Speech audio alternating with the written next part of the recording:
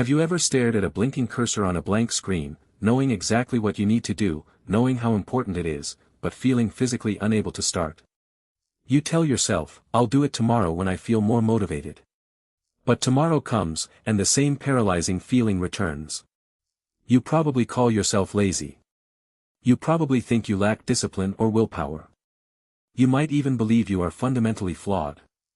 But what if I told you that everything you think you know about procrastination is completely wrong? What if your inability to start isn't a time management problem or a character flaw, but rather a complex neurological crisis happening deep inside your brain? We are going to completely dismantle the myth of laziness. We are going to journey inside the human brain to uncover the biological and psychological mechanisms that actually drive chronic procrastination and the terrifying reality of what modern technology is doing to your motivation. Ultimately, you will understand exactly why your brain forces you to put things off, and more importantly, how you can biologically hack your neurochemistry to reclaim your drive and focus. The promise here is simple: by the end of this deep dive into your neurochemistry, you will no longer feel guilty about your lack of motivation.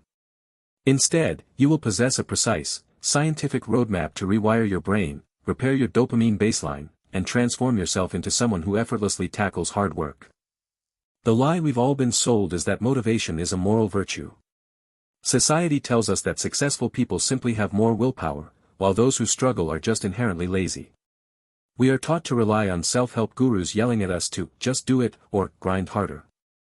We buy planners, download productivity apps, and set aggressive alarms, hoping that sheer force of will can overcome our inertia. But this completely ignores the biological reality of how the human brain actually functions. Your brain doesn't care about your goals, your deadlines, or your dreams of financial freedom. Your brain, specifically a network of regions including the ventral tegmental area and the striatum, only cares about one thing: the calculation of effort versus reward. For millions of years of human evolution, this calculation was simple, brutal, and highly effective. The immense effort of hunting, gathering, or building shelter was rewarded with food, warmth, and survival. The system was perfectly balanced. Nature ensured that the hardest tasks yielded the most crucial rewards. But today, we live in an environment that has completely short-circuited this ancient neurological machinery. You see, the molecule responsible for driving you to take action isn't a mystical force of willpower, it is a neurotransmitter called dopamine. And right now, your dopamine baseline is likely destroyed. Most people fundamentally misunderstand dopamine. Because of pop psychology, they think it's the pleasure chemical, the warm, fuzzy reward you get when you eat a piece of chocolate, receive a compliment, or win a video game. But neuroscientists, like those studying addiction and motivation at Stanford University, know that dopamine is actually the molecule of motivation, craving, and pursuit. It is the chemical of more. It is released before you get the reward, acting as the fuel that drives you to exert the effort to get it. When your dopamine levels are healthy and optimized, you feel driven, focused, and ready to tackle difficult tasks. You look at a massive project and your brain says, yes, the reward on the other side of this is worth the effort. But what happens when you introduce the modern internet into this delicate, evolutionary biological system? Every time you open TikTok, Instagram Reels, or YouTube Shorts, you are subjecting your brain to a highly unnatural, hyperstimulating environment. These platforms are not just accidental entertainment, they are meticulously engineered by some of the smartest behavioral psychologists and neuroscientists in the world to deliver massive, unpredictable spikes of dopamine. Think about the pull to refresh mechanism on your smartphone. Did you know it is explicitly modeled after a slot machine? It utilizes something called a variable ratio reinforcement schedule. When you pull down to refresh, or when you swipe up to see the next short-form video, you don't know what you're going to get. It might be boring, it might be mildly amusing, or it might be the funniest thing you've seen all week. That unpredictability is what drives dopamine through the roof. You swipe, you get a hit. You swipe again, another hit. Your brain is flooded with a chemical that evolved to reward you for finding a berry bush after 3 days of starving, but now you are getting it by simply flicking your thumb. But here is where it gets really interesting, and terrifying. The human brain is a self-regulating machine. It constantly seeks a state of balance called homeostasis. According to Dr. Anna Lemke, author of Dopamine Nation, pleasure and pain are processed in overlapping regions of the brain, functioning much like a seesaw. When you experience a massive, unnatural spike in dopamine from endlessly scrolling, the seesaw tips heavily to the side of pleasure. But the brain doesn't like being out of balance. To restore homeostasis, it pushes down on the pain side. This is the biological truth: for every massive spike in dopamine, there is an equal and opposite crash. Your brain, desperately trying to protect itself from the overwhelming chemical flood, actually downregulates its own dopamine receptors. It literally numbs itself, destroying the receptors so it doesn't get overloaded. This means your baseline level of dopamine, the normal, everyday amount of motivation you have circulating in your system, drops below normal. When your baseline dopamine is depleted, you enter a state of neurological apathy. Normal, healthy activities, like reading a book, working on a complex project, having a deep conversation, or even going for a walk, suddenly feel impossibly difficult and intensely boring. Why? Because these activities offer a slow, steady trickle of dopamine, which simply cannot compete with the hyperstimulating, effortless dopamine hits of your phone. Your brain looks at the effort required to write an essay or finish a financial report, calculates the meager dopamine reward compared to just picking up your phone and opening an app, and completely shuts down your motivation. This isn't laziness. It is a biological deficit. You are chemically incapable of finding the drive to do hard things because your reward system is calibrated to demand extreme stimulation for zero effort. Now, pay close attention to this next part, because it explains the exact cycle of chronic procrastination. The enemy here is not your lack of character.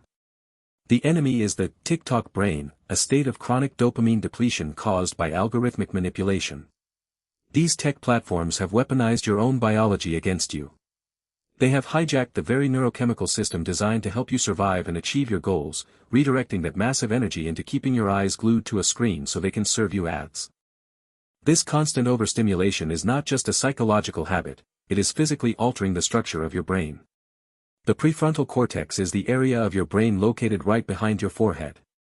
It is responsible for long-term planning, executive function, delayed gratification, and impulse control.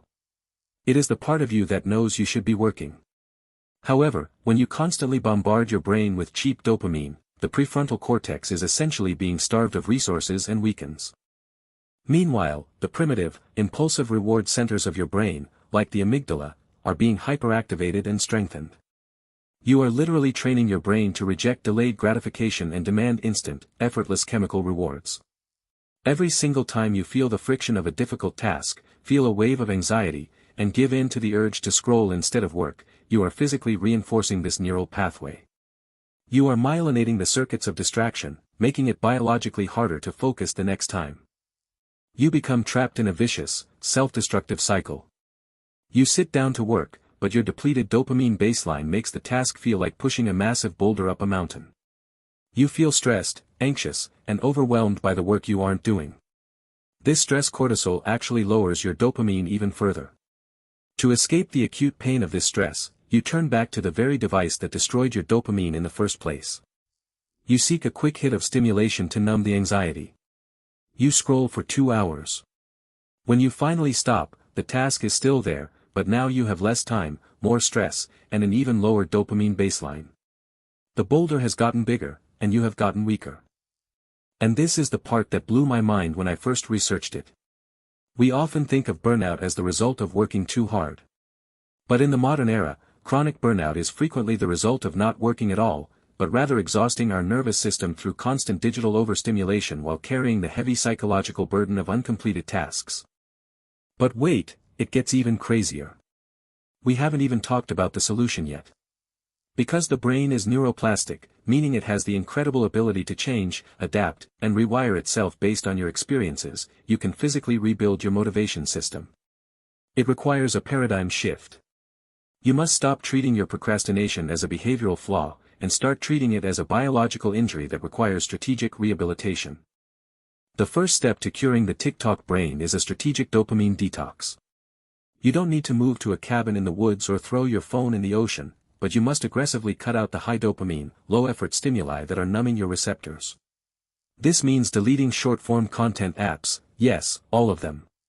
It means severely restricting social media use, turning off non-essential notifications, and eliminating the constant drip of cheap dopamine. If you do this, the first few days will be absolutely brutal. You will feel intense boredom, anxiety, irritability, and lethargy. you will feel like you cannot function. You must understand that this is a literal withdrawal symptom. It is the physical sensation of your dopamine receptors, which have been suppressed for months or years, slowly growing back and resensitizing. You have to endure the pain of the seesaw tipping back to the center. Once your baseline begins to recover, usually after a week or two of strict detox, you must practice what I call progressive attention overload. Just like lifting weights builds physical muscle by creating micro-tears that heal stronger, forcing yourself to focus on low dopamine, high-effort tasks builds the neural pathways in your prefrontal cortex. Start ridiculously small. Commit to just 15 minutes of deep, uninterrupted work. Put your phone in another room. No music with lyrics, no multiple tabs open, no distractions. When the urge to quit hits you, and it will hit you hard, recognize it for what it is. It is not a sign that you are tired, it is a chemical craving from a brain throwing a tantrum because it isn't getting its cheap hit. Push through it. Embrace the friction. Over time, increase the duration to 30 minutes, then an hour. You are physically strengthening your executive function. Furthermore, you can leverage biological hacks to naturally raise your dopamine baseline without the inevitable crash. According to neurobiology protocols, exposure to early morning sunlight within 30 minutes of waking triggers a cortisol pulse that sets your circadian rhythm and naturally elevates dopamine levels for the rest of the day. Intense cardiovascular exercise and deliberate cold exposure, like ending your shower with 2 minutes of freezing cold water, have been scientifically proven to significantly increase baseline dopamine. In fact, studies on cold exposure show it can elevate dopamine levels by up to 250%, and unlike the spike from social media, this elevation is sustained for hours, providing a natural, steady reservoir of motivation. Here's the thing nobody tells you: you are not fundamentally lazy. You are fighting an asymmetric war against a billion-dollar attention economy that has weaponized your neurochemistry for profit. They want you distracted, they want you docile, and they want you scrolling. But by understanding the deep neuroscience of motivation, by recognizing the devastating impact of cheap dopamine, and by actively rehabilitating your brain's reward system, you can break free from the paralysis of chronic procrastination. You can reclaim your drive, rebuild your focus, and finally become the architect of your own potential. You have the power to rewire your brain, you just have to choose the pain of discipline over the pain of regret. If this deep dive into the neuroscience of motivation changed how you view your own habits, make sure to subscribe to Synapse Secrets.